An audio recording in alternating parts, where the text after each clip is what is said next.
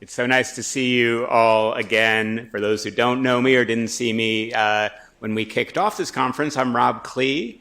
I'm our Director of Clean Energy Programming at the Center for Business and Environment at Yale. And I was last on stage, whoa, and the big lights come up, at the kickoff of our conference. You okay, David? Sorry, I was just momentarily blinded. So let's not blind the podcast hosts. You last saw me when I was up here giving part of that opening sort of panel. So I think it's fitting, and it is actually my great pleasure and privilege to introduce the final event of our Yale Clean Energy Conference. And you're all in for a real treat, a live broadcast of David Roberts' Volts podcast with his special guest, Sonia Aggarwal, CEO of Energy Innovation and former Special Assistant to the President on Climate Policy Innovation Deployment, where she helped develop the bipartisan infrastructure law and IRA. It's a live podcast, though I do want to remind everyone to silence your phones so that we don't have those, because I think there were a few phones in one of our earlier panels. So if everyone could do that right now. So David's going to tell you all about Sonia. It's really his show, but I wanted to take a moment to geek out a little about the fact that I'm sharing the stage for even just a minute with David Roberts. He's been my go-to source for the latest thoughtful, in-depth info on clean energy technology, on policy, on climate change, on politics, and all the other stuff that I actually try to teach here at Yale. He's been reading, writing, talking, and thinking about this for over 15 years at places like Vox, at Grist, and now his own Volts podcast and newsletter. And he has just a way of making this complicated, crazy, technical, clean energy world make sense in a way that's actually kind of freewheeling, kind of fun, kind of funny, and he does it through these conversations with amazing people where the hour does seem to just fly right by. Now, I know I'm not alone in the Dave Roberts fan club. There are a lot of you in that fan club, and I see some of you like raising hands here. But did you know that Nick Offerman is also a fan, Parks and Rec fame as well, which is, as a former Parks and Rec commissioner, I truly enjoy the fact that Nick Offerman, no, I wasn't like Nick, or his character. So, as a big fan, I'm so excited to introduce David Roberts and Sonia Aggarwal. If everyone can welcome them with a round of applause.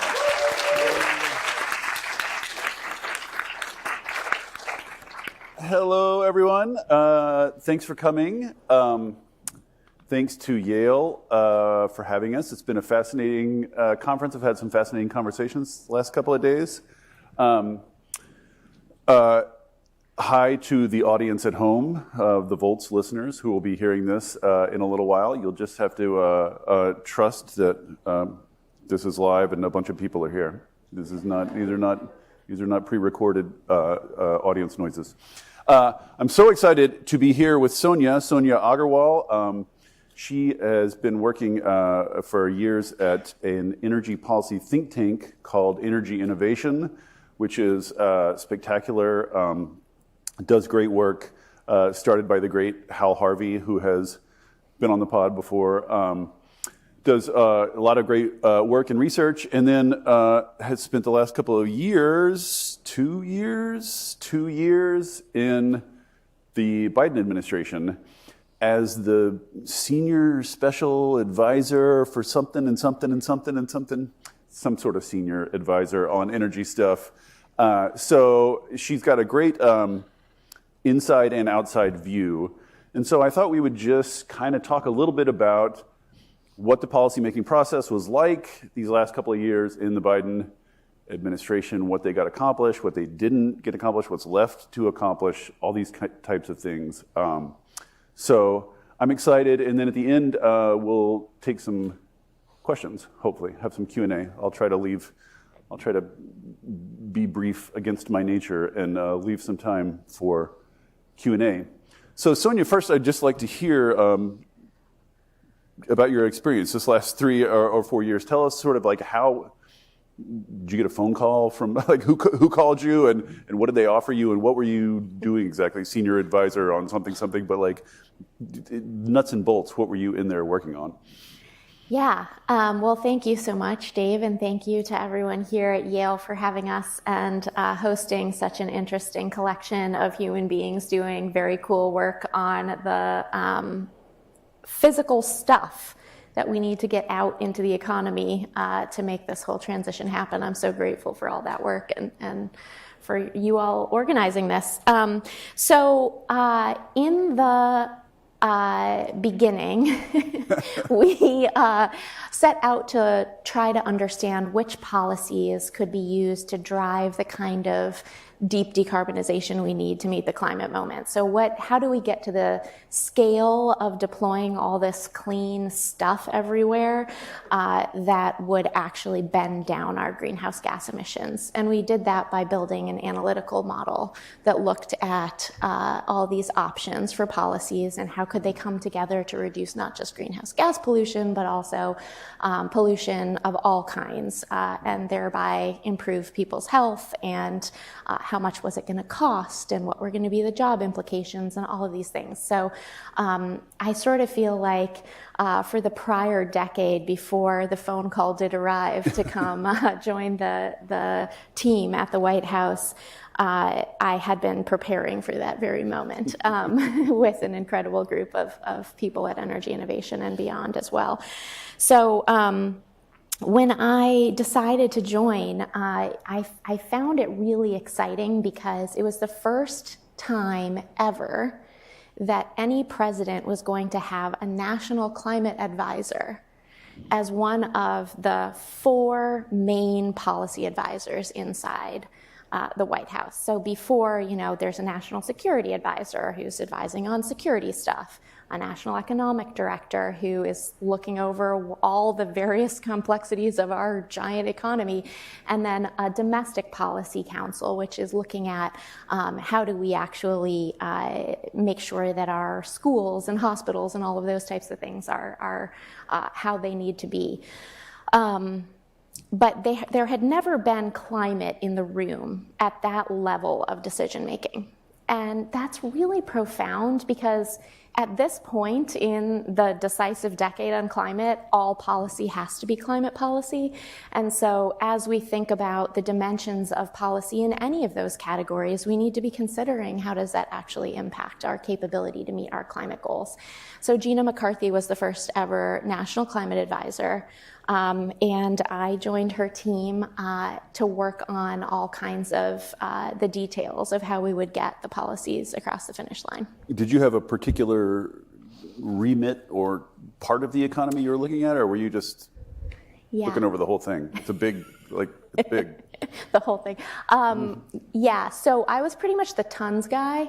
So I was the tons guy, like the tons of greenhouse gas emissions. So where are the tons? Find all the tons, get rid of as many tons as possible of greenhouse gas emissions. That was a lot of my job, so helping to figure out what our target for economy-wide greenhouse gas emission reduction should be in 2030, for example, which is something the president set on Earth Day, his first year, 50 to 52% reduction below 2005 levels in 2030. So that's a pretty profound acceleration in the pace of decarbonization that we set our sights on. And then as we were kind of developing the policies in Build Back Better, which turned into the Bipartisan Infrastructure Law and the Inflation Reduction Act, I was helping to ensure that all those policies were adding up to what we need to get done. How do we prioritize the various policies in those pieces of legislation so that we could actually make the greenhouse gas impact that we needed to? And then I also focused a lot on innovation and manufacturing as part of the remit. So that was also all around how do we prioritize the technologies that we need to commercialize right now in order to make them available at scale in time to really help us solve this very pressing issue. I'm curious how free of a hand your team had to come up with policies, or were there do this or don't do this? Were there parameters set? I assume if you guys had come out and said what we need is a giant carbon tax, you would have gotten shut down. So were there how free were your hands? Yeah, I would say that they were very free in the context of the fact that the president is elected by the American public and is there to,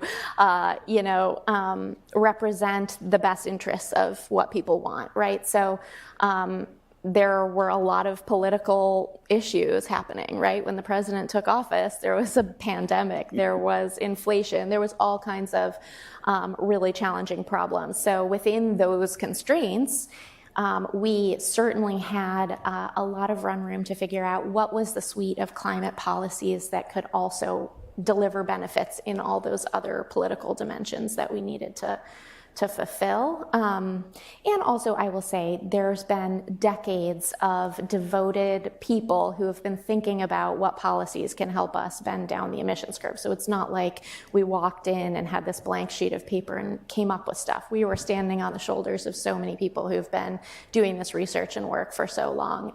And so, we had a good menu, but we got to pick from it. I have a question, not totally sure how to ask it, but even for those of us who follow this stuff pretty closely and are, policy obsessed, the actual making of the policy in the room is a little bit of a black box to everybody who's not inside the room. So, I think on the one hand you have sort of people who have a cynical view who are just like, this is what big corporations said they wanted, or this is, like this senator, you have to do this for this to get this senator's vote. It's just all this like horse trading and kind of vaguely corrupt stuff. But I also heard a couple of things, in the process, a couple of things that stuck in my head. One was, in talking with Jesse Jenkins, who's a professor at Princeton who does energy modeling with his team, one of the points he made was like, this is the first time that climate policymakers have had sort of models there to test in real time, sort of as things are going, to sort of test their assumptions against.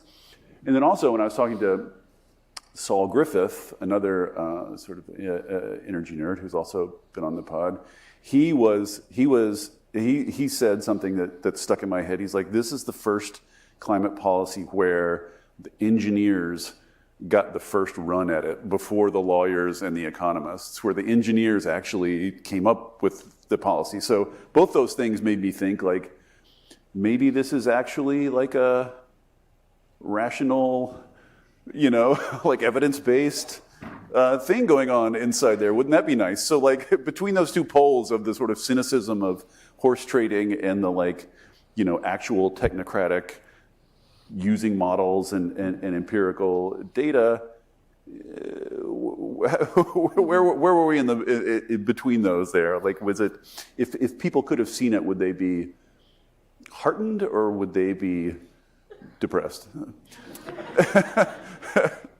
It's a big question, Dave. I know, it's also very big. So I think the answer is that people would be really heartened because it is in many ways, as Jesse and Saul have described.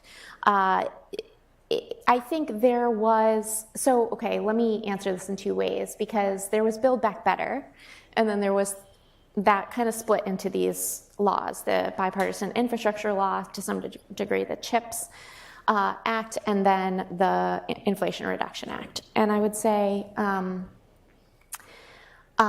especially in the context of the Inflation Reduction Act, that was a bill that was passed with only Democrats. No Republicans voted for that bill. The other two were bipartisan bills. In the final bill, the Inflation Reduction Act, which is really what is the engine of climate progress and a lot of the ways that we are going to cut energy costs for families and businesses, that one was incredibly analytically informed. It was, from the beginning, we had an overall greenhouse gas emission reduction goal. We were trying to find programs, analyzing them line by line with the amount of money that would be spent on each of those programs to understand how those could actually add up to the greenhouse gas emission reductions that were required. At the same time, keeping the Democratic coalition together was a big challenge. And Senator Schumer was incredible at that, and he, I think, should get a lot of credit for that. I mean, that was really amazing what he and his incredible team of people were able to get done on that front. That meant that throughout the process, certain things were painfully cut from the list of things that we wanted to see get across the finish line. And at the same time, at every juncture when something big was cut, tons were in the room, right? So like the analysis was in the room, and we were able to then quickly say, look, you know, what can we add back in other ways that might help us get to a similar level of impact than before we lost whatever the thing was. So there was a lot of that kind of real-time policy development that and prioritization that really enabled us to preserve the greenhouse gas impact of the law, even though we lost quite a lot of the individual line items along the way. I know you love all your babies equally, but if there, of those things that got cut along the way, is there any one in particular that you lose sleep about, that you were sorry to see go? I lost a lot of sleep along the way, so now I'm just catching up on that. But besides the sleep part, honestly, the most painful for me was we had a clean electricity performance program, which dropped out early-ish in the process. And, you know, that was the closest thing that we were going to get to a federal clean energy standard, or just some sort of real goal of where we were going over time in terms of the percent of our electricity that comes from zero emitting sources. But, you know, to the earlier point, you know, that was really tough when that fell out, but we were actually able to add some other programs in after that fell out that then did get us back a number of the greenhouse gas emission tons that we lost. And so just for the audience's sake, the clean, I can never remember the friggin' clean energy performance program. The name changed. It changed many I feel like times. A couple of times. Yeah, you could call it whatever you want. It was basically a national clean energy standard that would have required utilities to hit certain targets with their clean energy, except not require, because you can't do requirements in a reconciliation bill. So it basically would have bribed them to hit those targets. Okay, that's not the word I would use, but it included both incentives and penalties. And that was one of the only places in the Inflation Reduction Act that actually included penalties, aside from a relatively small methane emissions fee. But yes, that's exactly right. And was there a particular baby you had that made it through the thing that you're particularly proud of, that was like your thing that you were cheerleading for? Like, yes, I feel like I was cheerleading the whole thing. I really was, you know, so very much passionately trying to help this get over the finish line. But if I were to pick one thing, I think the rural clean energy programs were something that I focused a lot of time on, because rural co-ops are nonprofits that serve more than 90% of the persistent poverty counties in America. And this, at the end of the day, what we were able to get across the finish line in terms of investments for these nonprofit rural cooperative electricity providers is the largest investment ever in rural electricity, including being bigger than the original 1930s Rural Electrification Act that first brought reliable power to rural areas in the United States. So this is really a transformational investment in those critical communities that need lower energy costs, and clean energy can provide it. But because they've kind of been locked into these old, expensive coal contracts for a very long time, and they don't have the capital to make that transition and actually access energy that is today cheaper and cleaner. It's very exciting that could be right on the cusp for us. And part of that, or in addition to that, similar to that, nonprofit and co-op utilities get the rebates, or what am I trying to say? What I'm trying to say? Yeah, what I'm sure. Talking about. I think you were trying to say that we have these tax credits for clean energy. Right. And before, the tax credits for clean energy that did exist before, but were extended in the Inflation Reduction Act, before you had to have a tax liability in order to get the tax credit, right? And so if you were a nonprofit, then you weren't really having a tax liability. And so therefore, these nonprofit rural co-ops couldn't really access all of the incentives for clean energy that, private developers or other, private utilities could. So this change to the way that the tax credits are administered now enables nonprofits to benefit from those clean energy incentives also. Yeah, and that's these munis, these co-op utilities, and also nonprofits, churches. Yep. It's really an under-celebrated part of the bill, I think. Another thing about the bill that was pleasantly surprising to me, I mean, one pleasant surprise was, as you say, like, some things got taken out. We keep using the passive voice. Joe Manchin kept taking things out. But I was really shocked, like, when we all woke up to find out that he was going to pass it after all, that in the end, like, he didn't really mess with, like, he took some things out, but he didn't mess a lot with the things that were on paper. Like, what ended up passing in the end is remarkably similar to that analytically produced early product, which is just not something you see very often. But so my question is, I think it's now in energy world, in my world, I think people understand that national decarbonization is that clean electrification is the backbone of decarbonization. That decarbonization is primarily about clean electrification. And to me, I was very pleasantly surprised to find that the bill, this is another thing Saul pounds the table about and wants to make sure everybody knows, that the bill was mostly about electrification. Like, the bulk of the money, the bulk of the provisions were about electrification. But so I guess my question is, do you find that the people in the administration outside energy world get that? Like, is that story popularly understood? Like, if I asked Joe Biden, would he get that? Would Kamala Harris get that? Like, is the primacy of clean electrification, has that gone beyond our world and is popularly understood now in policy circles, do you think? Well, I think policy circles is a different question than general population. I would say the answer to general population is not really, but people just, if they ever think about energy, they're thinking about how much it costs and what the bill is at the end of the day, and whether their lights come on when they flip the switch.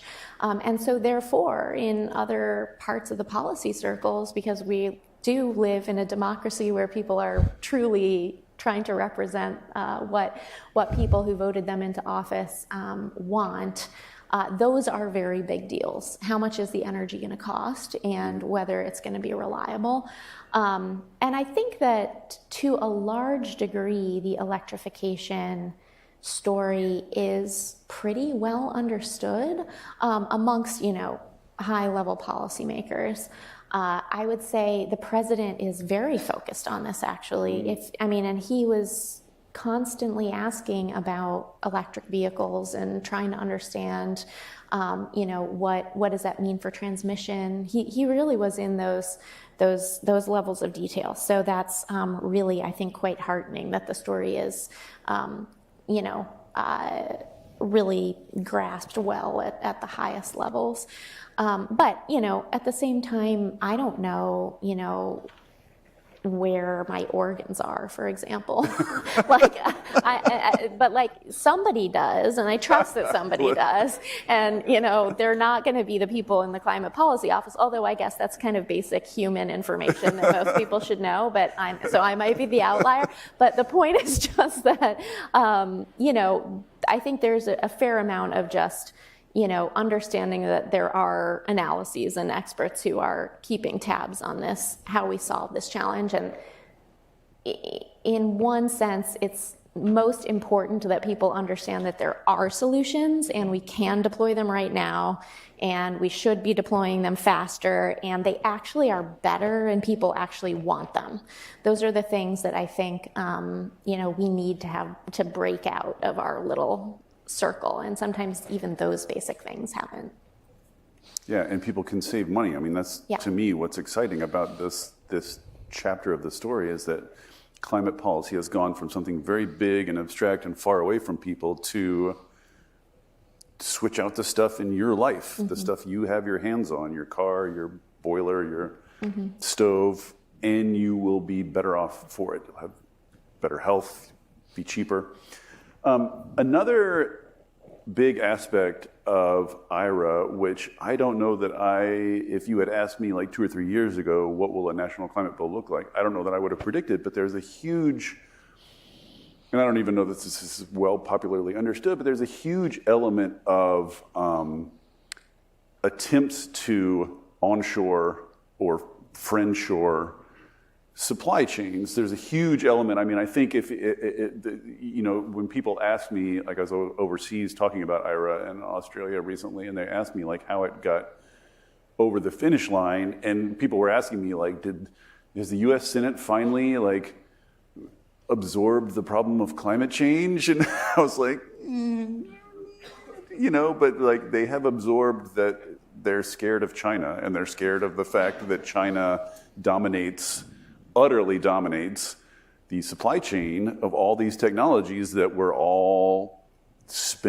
about to spend billions of dollars pursuing. So there's huge elements in the bill of really ambitious efforts in the bill to bring that stuff here. And it's really like an audacious, like starting from almost nothing. Like these parts of the country sort of legendarily have been hollowed out by globalization. The manufacturing base has been hollowed out. And now, at long last, here comes a Democratic president trying to do something about that. So where did that focus and push come from? Because it's not really something that it feels like emerged out of climate world or out of energy world. That feels like something that, sort of like other people pushed into the process.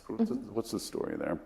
Yeah, it's a great question. I think the president campaigned on what I think is a really optimistic and beautiful picture of what America could be, and a real vision of building things here, of having good jobs in places where really they have not had very good jobs for quite some time, and that manufacturing and paths into unions were really good ways to provide that kind of livelihood for people who really have seen a lot of that, again, kind of go overseas over the years. And so there was a strong agenda. And of course, this is probably the most labor-friendly president in a very long time, if not ever.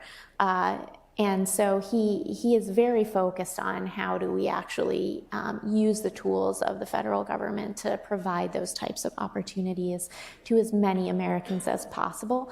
So I think that was a very big part of it. I don't, of course, the global competitiveness angle is always a factor, but I actually don't think that that was the main driver of at least this push on investment in domestic manufacturing of the clean equipment that we will demand here in crazy quantities, that the whole globe is going to be demanding in head-spinning quantities. I think it really was from that core focus on the American worker and trying to make those people's lives better and have more opportunities. Was there any tension? Because you can sort of imagine, if you just wanted to decarbonize as fast as possible, and speed was your only guide, you'd just buy all the cheap Chinese stuff as fast as possible. So in a sense, some of this stuff, like take the EV tax credits, like they only apply to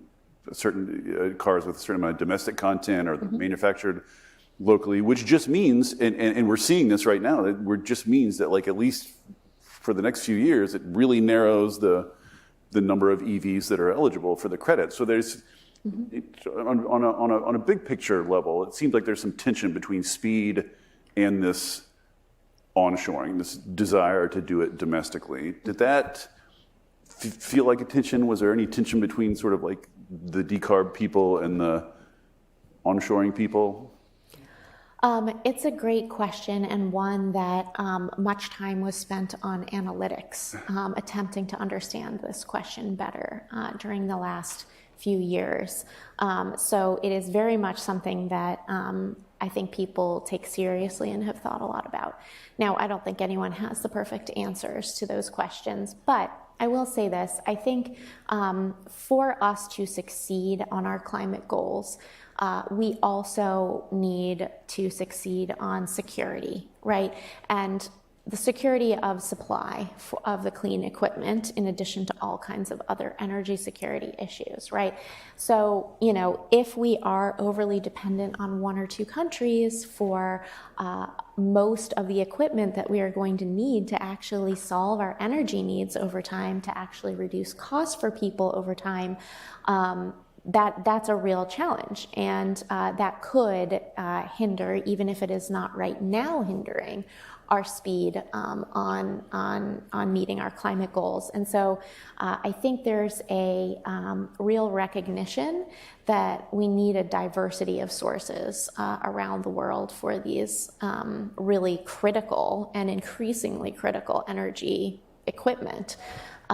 So that's, I think, again, it's not like the next year fastest choice, but it is, as we are thinking about being robust toward this in the medium term, it really does make a big difference.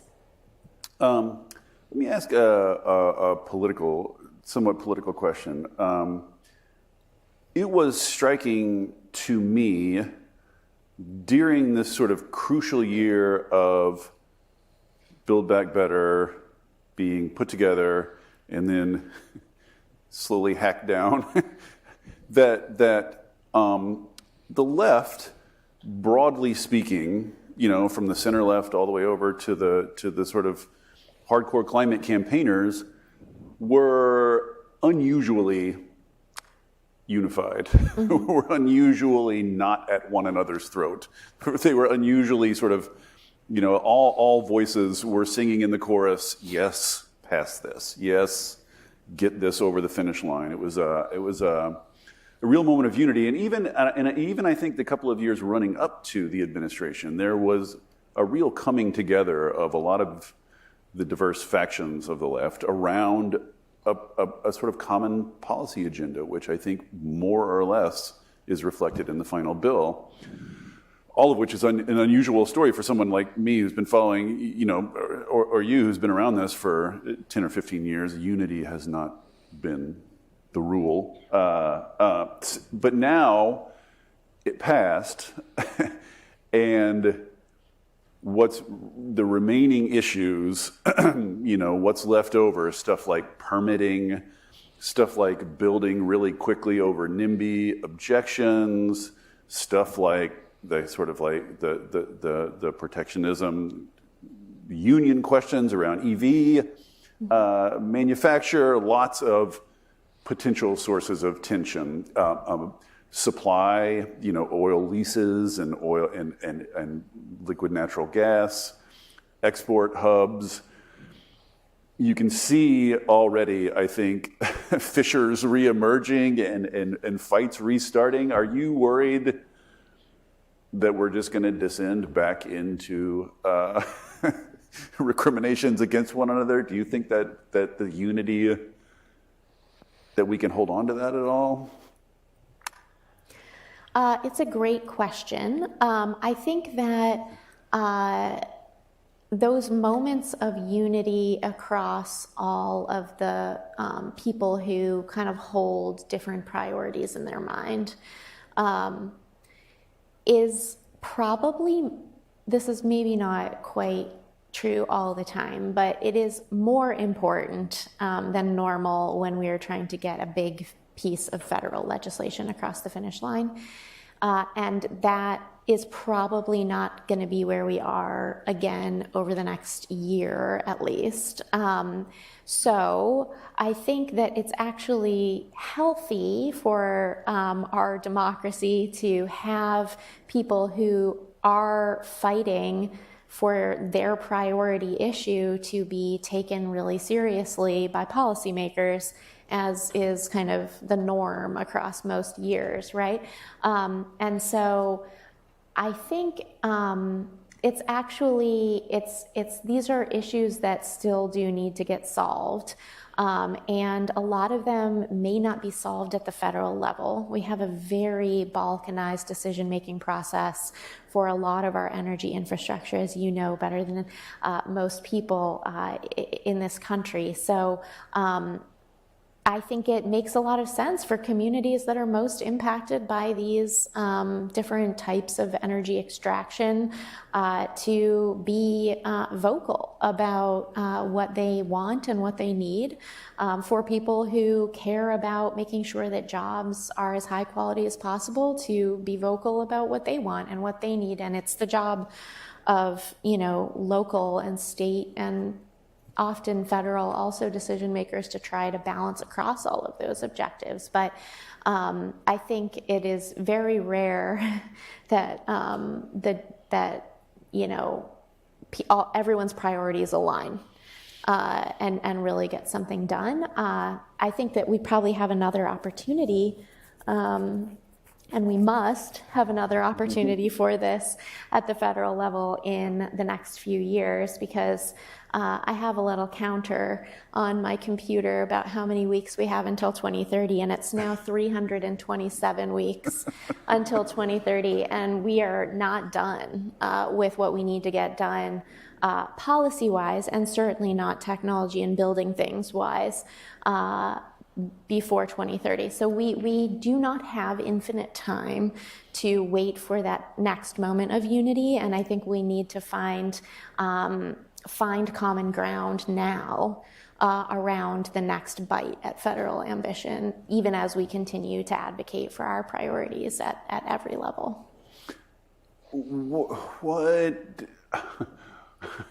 When do you envision Democrats having a trifecta again and that next bite happening? I have trouble envisioning that ever, so are you more optimistic?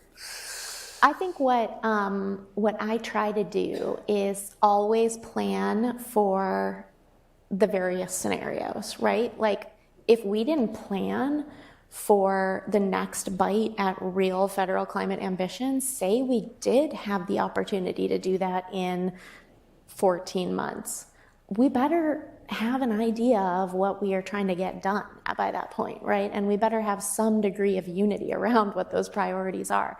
At the same time, we better plan in case we're going to be in a big defense mode for a lot of the policies that we have managed to move forward over the last several years. And I do think that this next election is probably the biggest and most important climate election of our lifetimes, just because we do not have time. It's a time problem more than anything else. And so that's what I'll say. What is that next big piece? If you were, obviously there's the difficulty of talking about IRA with people, as I'm sure you're well aware, is in a lot of ways just a giant bucket filled with dozens and dozens and dozens of individual policies. So I'm sure the next big bite will in some sense be a bucket full of policies too. But if you had to sort of summarize, what are the gaps left over by Uncle Ira, Uncle Chip, and Uncle Bill. Uncle Bill, thank you, by the three big bills that got passed, what are the big gaps where you would focus if you did have a trifecta and you were writing the next big piece? I think we only started to scratch the surface on decarbonization of heavy industry. There's some really good programs in the Inflation Reduction Act for this, including a program that supports large-scale demonstrations of very low emissions industrial processes. So when I say this, I'm talking about things like steel, making chemicals, cement, fertilizer, all these types of things that are often somewhat in the background, and therefore we are quite far behind on reducing pollution from making those things. So I think, we also have a tax credit in the Inflation Reduction Act, which is all about trying to reduce greenhouse gas emissions from industrial processes, but it's capped. So it will be very oversubscribed. I think that there will be lots of people who want to do these projects that the money will run out before they can all do the projects they want to do. So I think, lifting the cap on that tax credit would be one thing that's pretty surgical. Another idea that we have been kicking around at Energy Innovation that I quite like is a production tax credit for clean heat in the industrial sector, because there's a structural problem where it costs more, given industrial electricity rates, to produce low and medium temperature heat in industry using electricity than it costs to burn fossil fuels to make that heat right now. And that's a rate design issue. So could we find some way to make it more possible for us to deploy the already commercially available technologies that can electrify a lot of the heating needs in our industrial sector? Things, things like that. I think there's huge opportunities for us to make a lot more wide-scale progress on the kind of down payment we put in the industrial sector from the last set of bills. What about states? Because I think one of the sort of maybe undertold stories about IRA is the extent to which it borrowed from state, sort of adventurous and cutting-edge state policy. Quite a bit of it in my own home state of Washington, if I may brag a little bit. Washington's done a bunch of stuff, and for Jay Inslee's crew, that whole thing came out of Washington, and a lot of the stuff that they sort of pioneered ended up in IRA. So what now that states? I mean, obviously states have their hands full implementing IRA, figuring out all the sources of funding and how to direct them and everything else. But like states that are out ahead and that are sort of blazing a path, what should they do? Like the Washingtons and the Colorados and now Michigan. Welcome Michigan to the club. What should they be doing? Yes, it's a great question. So first of all, I would say that Governor Inslee's leadership on the climate agenda from when he first joined the presidential race as our climate president and really released a lot of very detailed plans of what he would do to address the climate crisis. You are absolutely right. Much of that same stuff ended up in the final bills, and the organization that was started by his former team, Evergreen, is still at it and making a lot of really good recommendations and progress. So that I'm grateful to your governor for that. I think. As far as what states that want to be ahead now can be doing, there's plenty of things, right? So the Inflation Reduction Act and the Bipartisan Infrastructure Law fundamentally change the opportunities that states have to deliver very low-cost energy to their citizens that also improves people's health. And that is not really factored into a lot of state energy planning yet. So that's one thing that just honestly, like rerunning the numbers to say, look, actually this stuff turns out to be really pretty affordable now.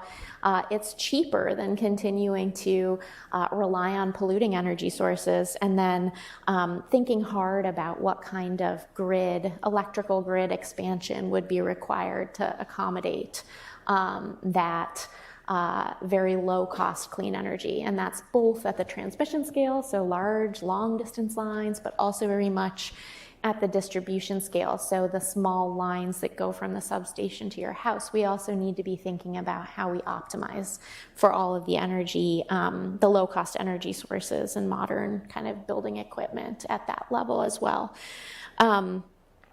Adopting clean energy standards, you mentioned Michigan.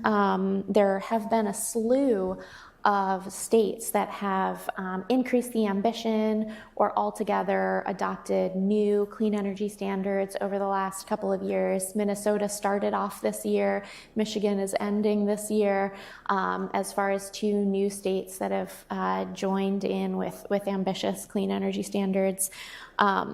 There's just a huge amount of opportunity presented by the federal incentives in the electricity space.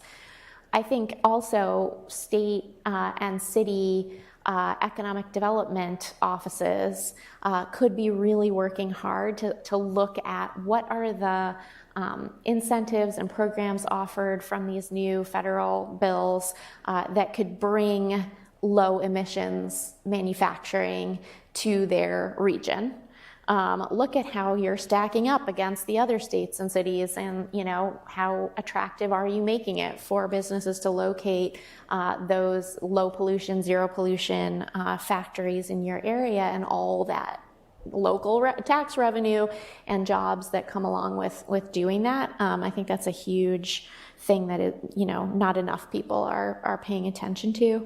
There's also some building sector programs that were established in the laws that the states have a lot of control over designing and implementing. So making sure that those are really effective, that they are actually reaching families that are low and moderate income with, technologies and equipment for their buildings that will help them reduce their energy bills. That's really the name of the game for that, and there's a lot of run room for states to do a lot on that too. And I'm going to take host's prerogative and add one more to your list there. There is a housing crisis, which is not unrelated to the climate crisis, yes. And a lot of that goes down at the state level, discouraging sprawl, encouraging infill, encouraging middle housing, et cetera, also something my state has been doing great stuff on, and Colorado as well. Yeah. I think I feel like that's an underlooked piece of the climate fight, and an underlooked set of allies too.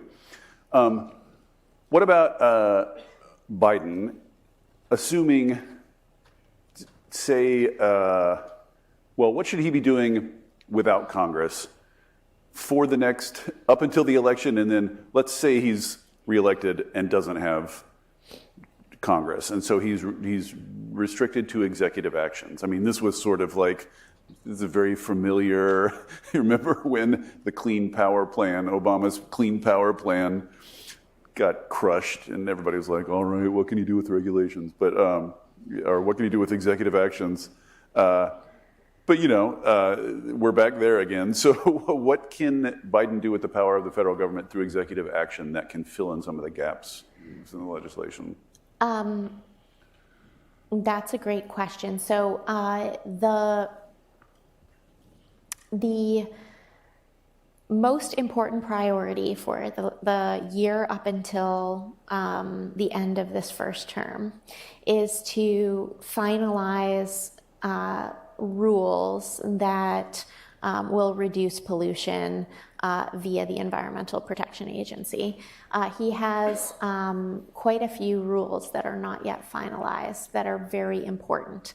And so kind of the way to think about it is that the bills that crossed the finish line over the first couple of years of the administration provided a lot of incentives for companies to transition to cleaner products, whatever industry they may be in.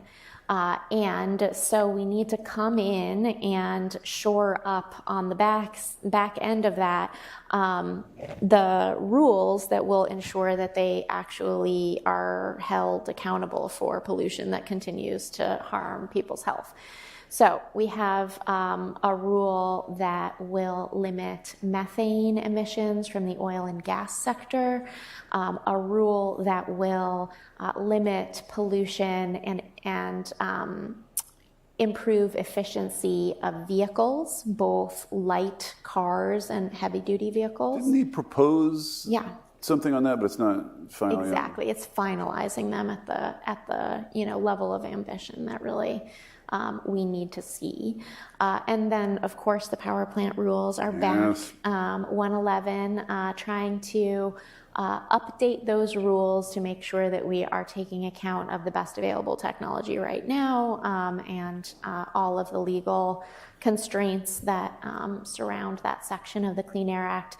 All of those things are just incredibly important for us to finish sooner rather than later in this last year before the election. And then you asked about the next term. I think, one underexplored area is just we are not doing what we can, I think, to limit public health impacts of pollution from factories. There's a lot of evidence of local impacts on communities from dirty operations, and those rules also need to be modernized to understand now what kind of technologies do we have to control some of that, and how do we get the companies to really be thinking about installing those. I want to take some questions, but I got one more to throw at you, and it's unanswerables. So we'll forgive you if you don't have an answer.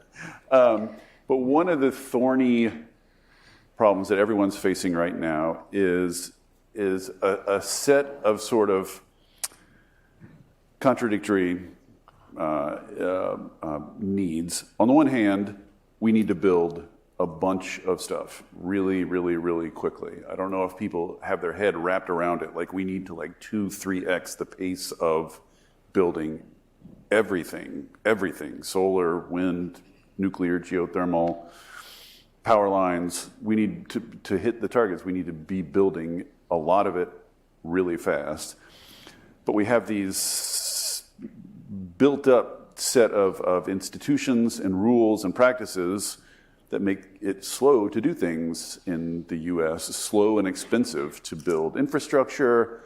There's tons and tons of environmental regulations that are now being used to block the building of power lines and solar panels. There's a lot of NIMBYism about power lines, about hydrogen hubs, about CO2 pipelines, wind and solar.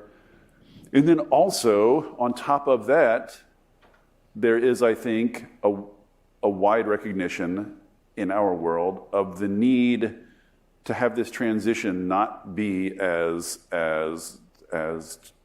let's say, crude and unjust as previous, transitions, and a need to allow to take vulnerable communities, their wishes, their feedback, more into account. So all of those are kind of in tension. You want a lot of speed, and you have a lot of stuff that's slowing us down, some of which is justified, some of which isn't. So how do you wrap your head around that that whole knotty set of issues? How do we think about going fast and also being careful and also being just and also being environmentally sensitive, et cetera? Yeah. So I think you said this, but there is a reason why it's tough to build things, and it's because industries of the past have a history of railroading over communities and really not taking people's views into account. So I think that that's really important for us to keep front of mind. At the same time, I think one thing that gets lost in these conversations often is that the scale of extraction and the amount of pollution associated with continuing with a fossil fuel-centered energy system is multiple orders of magnitude larger than any impacts from a cleaner energy system. And I've seen different estimates of this, but it's something like 1/537th the amount of extraction associated with hitting all the way to net zero. But not necessarily the same people affected, right? That's like exactly it's going to be right. new people who are seeing this stuff this time around. Yes, and that's exactly right. And that's why I think it's really important for us to have a community by community approach. That is tough, but I think that there are some best practices that we can look to. And one that I particularly like is something that we identified actually in a project we did at Energy Innovation about 10 years ago called America's Power Plan. And it was all about what's the suite of policies that we need to get in place in order to transform our electricity system. And one of the things was about siting and how we kind of get this infrastructure built. And the core recommendation of that section, which was led by people from these more rural areas that were seeing that siting in their areas, was that there are business models now where actually some of the profit can be shared with the communities. So it's not just about the tax revenue that's supporting the schools and hospitals in a local area, but it's also about creating some headroom in that actual investment strategy for providing some compensation to the communities that are hosting these large infrastructure projects. So that's one thing that does tend, I think, to reach people. But there's plenty of other things, and it is unfortunately going to be very much a community by community conversation about what actually do people want there. And that's inherently not going to be the fastest thing, but that's probably what's required. Yeah, I mean, I think the hope is, insofar as people have hope on this set of issues, is that there's some level of early community engagement and early benefit sharing that avoids trouble later and thus makes the whole process faster, right? There's some magic, sweet spot that is enough community engagement to satisfy a community and then less fighting later. But I don't know that anybody's got the formula for that just yet. We could talk forever, but I'd love to take some questions in the time we have left. We have mics around, I think. Hand over here, or mic over here. I don't know how this works. Oh, and I should say, we don't have much time, and we're recording, so if you have more of a comment than a question, I encourage you to not do that, and instead, just have a question. Sonia and David, amazing conversation. Thank you very much. Sonia, actually, David and Sonia, curious, putting you on the spot, if you have a knee-jerk thought on what area or sector in the, call it the electron value chain, supply chain, whether it's finance, transmission, battery storage, what area has more or better technology ready to deploy or almost ready to deploy that could make as much difference as possible the fastest? Because obviously we are very low on time. Thanks. I have an idea. Go ahead, though. Me too. I am currently obsessed with thermal storage. This is my dark horse candidate for something that's going to make a big difference and is ready to go, mainly because it's extremely low tech. I mean, in some sense, it's a box of rocks. So the idea is you have these industrial heating needs. You need industrial heat. Right now, the cheapest way to do that is burning fossil fuels. Direct electrification is difficult for some of that to produce the sort of intense ongoing heat that some processes need.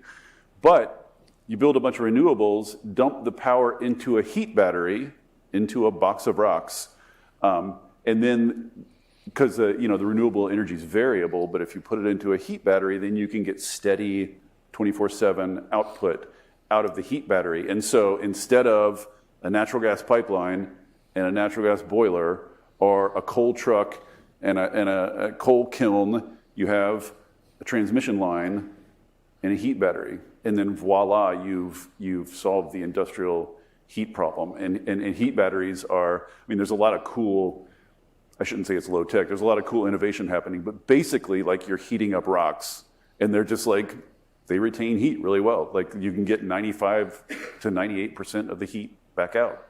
So it's incredibly efficient. So I think, and the one other thing I'd say about that is the main thing holding back renewable energy development right now is trying to get connected to grids. Is the interconnection queue is just waiting for your slot. But if you just build your renewables and dump the energy directly into a heat battery, which is attached to an industrial facility, then that's a whole new area for renewable energy developers. They don't have to wait for the grid. They can just build next to industrial uses with a heat battery in between, and that's like half the final energy we use is heat. So that's like a huge new opportunity for renewable energy developers to get around the grid connection issue. I love it. We love heat batteries at Energy Innovation, and we have several pieces of work on that too, and love it so much. So totally agree with you, Dave. The other one I would add is another thing that is not really like a complicated technology, but it's just very exciting to me because of its potential, and that's just advanced conductors. So that's basically, they sound advanced, but they're actually not that advanced. It's being able to use new transmission lines that carry quite a lot more energy on the existing pathways of the lines that we have now. So we just haven't updated our transmission lines in a lot of years in most of the country. Texas has done a little, and we built some transmission here and there, so it's a little bit newer, but a lot of our transmission lines are just pretty old. And there's a new analysis which just came out from UC Berkeley looking at the potential for advanced conductors in the United States.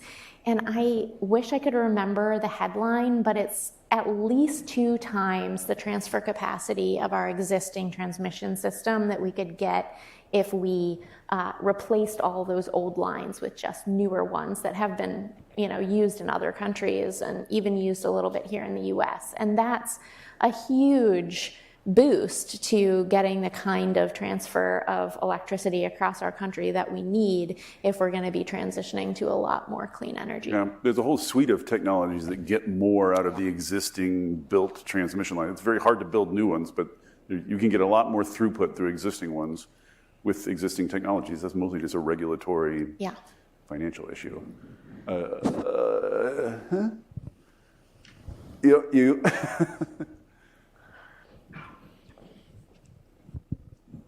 Hi, my name is Yetang. Thank you so much for this wonderful conversation. I think part of the beauty of IRA is that it's not only a game changer for climate solution deployment here in the US, but also potentially a way to inspire a wave of similar climate measures in the world. Do you have any advice for other governments when they're thinking about like how do we roll out something similar to IRA? Thank you. Oh my goodness, do I?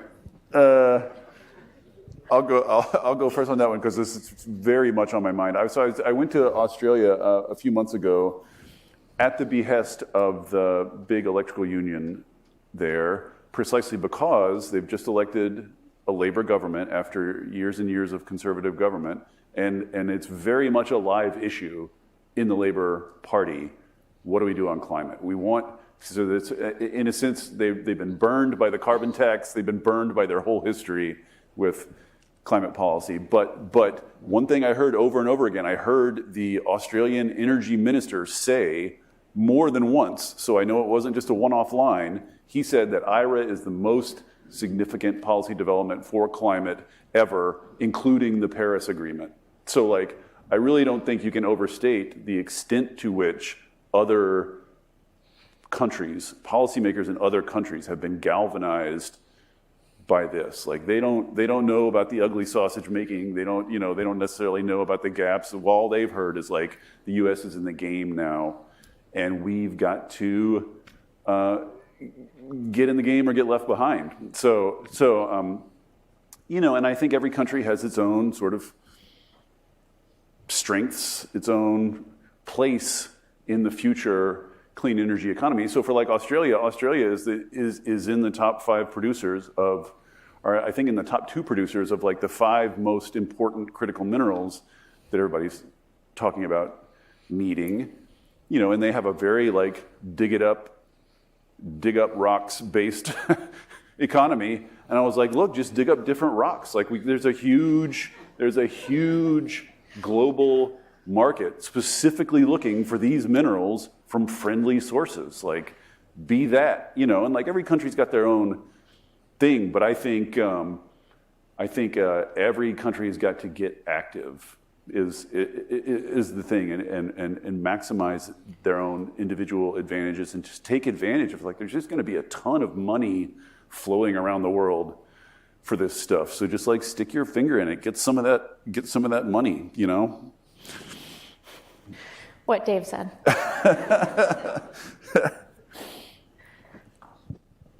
Yeah.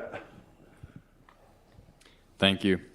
Sonia, do you ever dream of a carbon tax? And if so, what are you dreaming about when you are? And then David, do you have any comments on Washington State's experiment with a carbon tax over the past year? Washington State's? Mm-hmm. Do you dream of carbon taxes? Yeah, I guess it depends on the night. What you had to eat? Gosh, yeah. So I think when carbon taxes were first proposed 50 plus years ago, I think that would have been a great time to adopt a carbon price.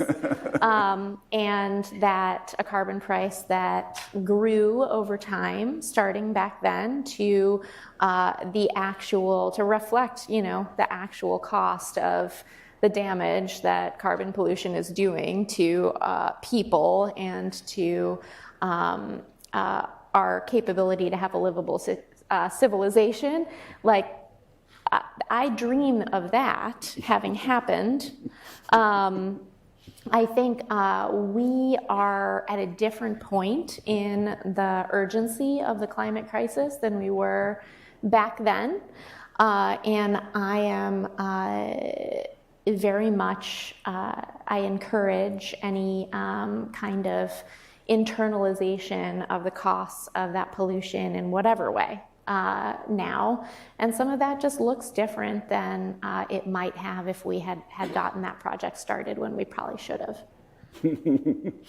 I actually think Washington State's history with this is a great illustration of the political economy of carbon taxes. Because economists love them because on a spreadsheet it is the cheapest and most efficient way to get to a particular target. But as I have tried to point out to many economists over the years, the world is not a spreadsheet. So, and in fact, a policy that penalizes everyone in a visible way and benefits no one in particular is the opposite of good politics. It's a policy that hurts everyone and helps no one strands you, and the only people you have at your back are economists, and what brigades do they command, or whatever the phrase is. So and Washington tried it via direct democracy, via ballot measure several times, and a lot of people poured themselves into trying to get it over the finish line, and it didn't work. And so then Washington resorted to what people like me were saying all along, which is do policies that benefit people, do spend money where it's visible and in such a way that it creates visible jobs. And these things are not perfect on a spreadsheet, but a policy in the real world is better than any theoretical policy. Any policy in the real world is better than anything in your head. So now I think actually, for years I was sort of like the carbon tax, throw cold water on it guy. It was kind of my shtick for a while. But now I actually think, now that kind of things are going and money's flowing and things are getting subsidized, I think there will be ways of pricing carbon around the margins or in specific industries or in specific contexts, not the headline policy, not the top line policy, but sort of a supplemental backstop type of policy, like the methane fee in IRA is a kind of carbon tax, a narrowly focused carbon tax. So I think things like that, like in an individual state or in an individual industry, or maybe, and other people have higher hopes about this than I do, but maybe in federal budget negotiations, they badly need revenue. They badly need revenue, and that's a good source of revenue. So it's not completely out of the realm of possibility that something like that could fall out of federal budget negotiations. But it just won't be the main thing. It's going to be a backstop wherever it pops up.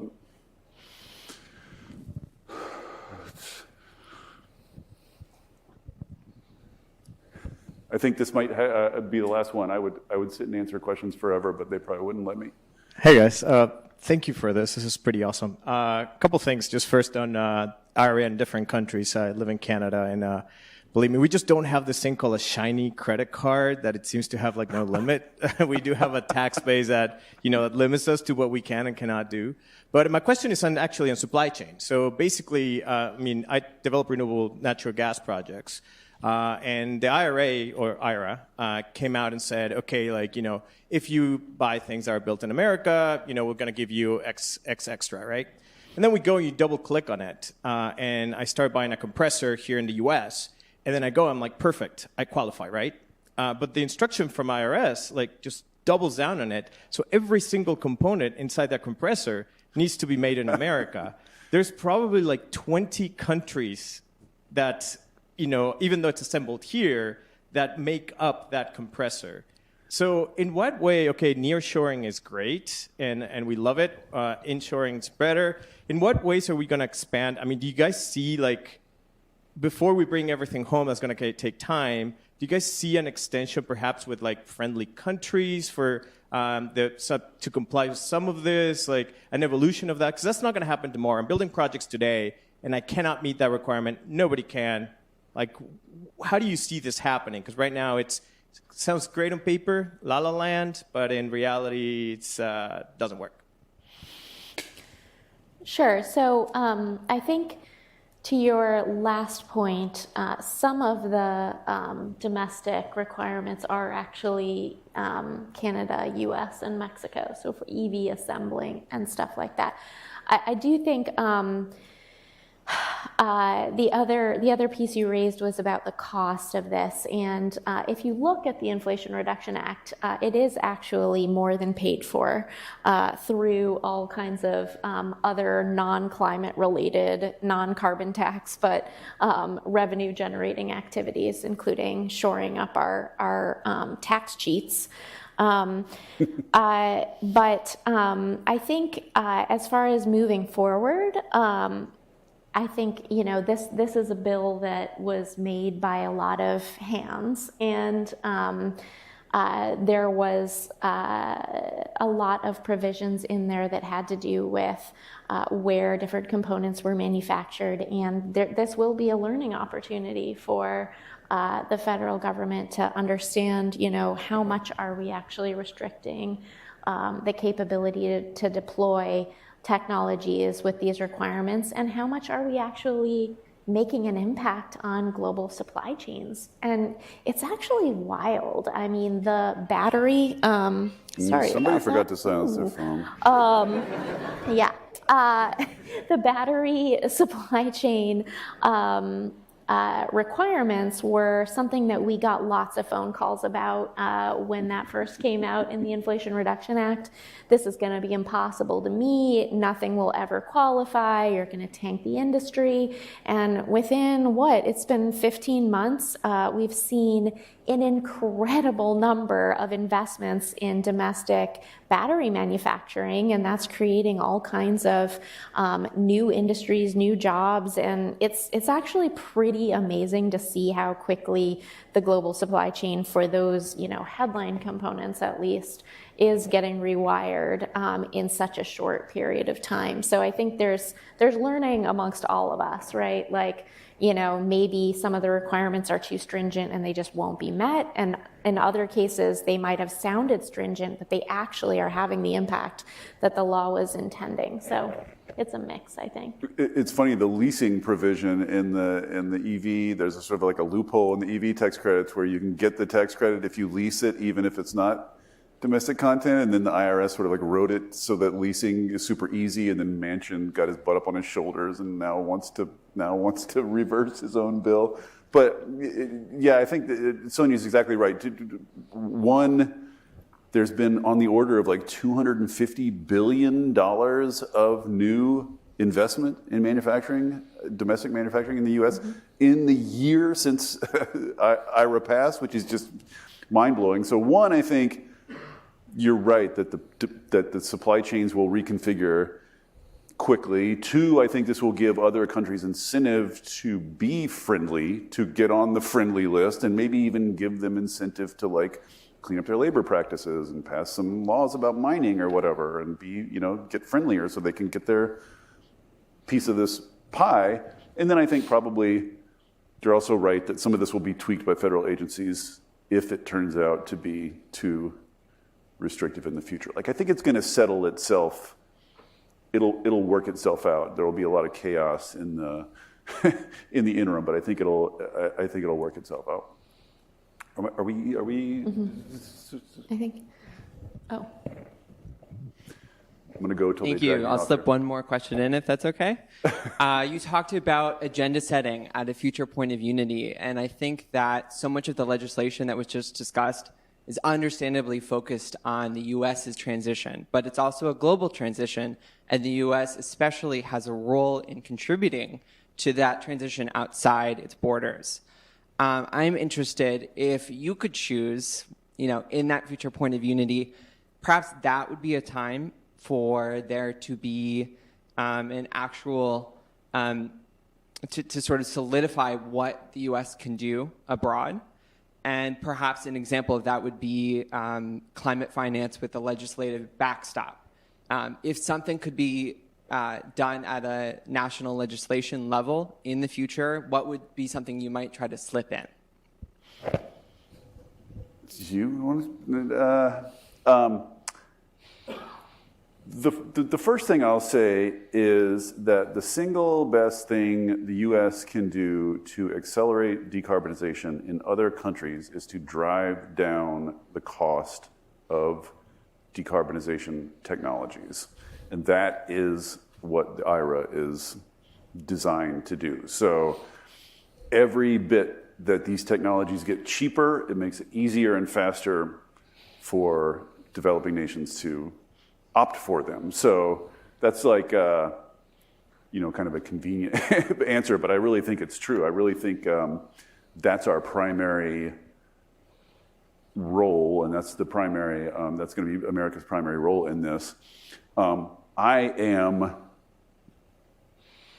I guess, skeptical about the political viability of large-scale funding of the loss and damage stuff and the climate fund stuff. I mean, it's all great. I would love to see it, but that would take a lot of unity among Democrats, because you're never going to get any Republican votes for sending money abroad like that. So, but I do think there's tons and tons of lower-level opportunities for knowledge sharing and for technology development sharing and for more cooperation. Like right now, speaking of the anti-China stuff, like Republicans are upset because like, what is it, this car factory, is it Toyota? I forget the factory, but they like brought in a Chinese team to sort of help them learn how to do this stuff with batteries. And now Marco Rubio is all like, oh, you're letting the Chinese into your factory. And I'm just like, Jesus, like we should be learning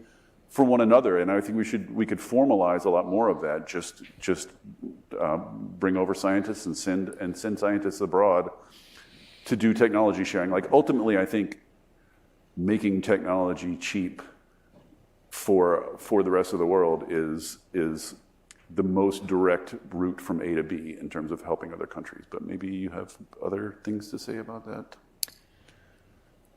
I think what you said is fantastic. All right, are we done? I think we're done. Thanks so much, Yale, for all your hospitality.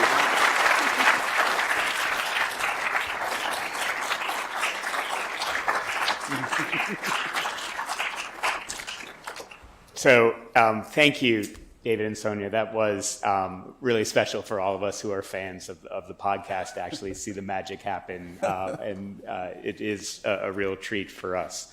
I was asked to come up here and give a very brief sort of wrap up and tie together some of the themes, and perhaps I'll sort of start with the moments that you've seen in this room, the moments of innovation that started kind of way back at the beginning with Andy talking about his 11 gigawatts of battery storage that are in the pipeline, and Taj and Nicole telling us about code switching when talking about climate and clean energy, and how important it was to lift up tribal voices and other voices that aren't often in these conversations. And then this morning, Maddie blew me away with how Green Mountain Power is helping with a community building developer in a low and mixed income housing that's fully electrified, where Green Mountain Power is owning, I don't know if you heard that part, they're owning the solar and the batteries within that development, which is a cool role of a utility in this space. And then we had Smita telling us that energy access matters a lot, and Andrea telling us why it matters, because if you're having a child in Africa at the end of the month, you got to bring your own candles to the labor and delivery room because there isn't power, because their meter runs out of money at that point in time. We then had our folks in our workshops doing what our SOMers love to do, workshopping what it means with Pete and Thomas about climate finance and then clean tech investing. And then Sonia, the tons were in the room, which is awesome to hear that the tons were in the room.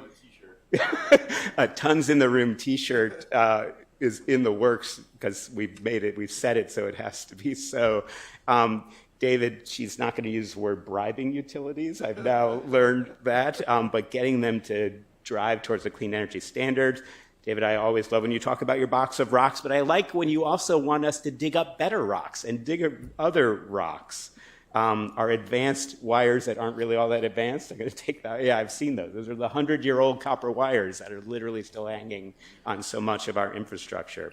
And we now know what Sonia dreams on occasion, and that life is not a spreadsheet, which is definitely words to live by. So those were the things happening in this room, but what was happening outside this room is where the energy was. And that energy was there. Literally, we steamed up the place when we were over at Climate Haven. That was a sweaty, wonderful sort of gathering in all the good ways to launch that clean tech, climate tech incubator here in New Haven, and to feel that energy in that room. And then the after party with the FDCers over at Maury's, you got some taste of what it is to be here at Yale, which was awesome. The buzz, literal buzz out on that sort of that area where all of our exhibitors were gathered, where all of you were making those connections, and the innovator showcase over at the end of the hallway. Those interconnections between the people and among all of you was the juice that was really flowing through this conference.